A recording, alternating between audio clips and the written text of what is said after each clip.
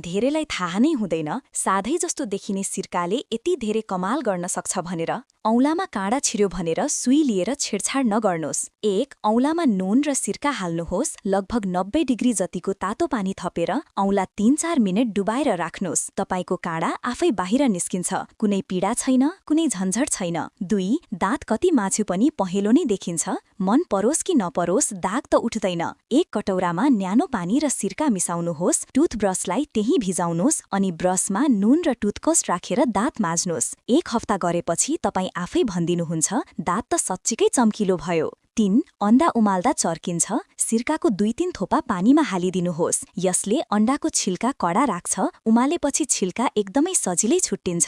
4. घरका कैँची कुन्द भयो भने नयाँ किन्नै पर्यो जस्तो लाग्छ, तर छैन। 1 कपमा नुन र बेकिङ सोडा राख्नुहोस्। माथिबाट सिर्का थिचिदिनुहोस्। कैँचीलाई केही बेर भिजाएर सुक्खा पार्नुहोस्। काट्दा तपाईले आफै महसुस गर्नुहुनेछ। 5. भान्साको भाँडाको ढक्नीमा लागेको पुरानै बोसो कति पुछे पनि हट्दैन।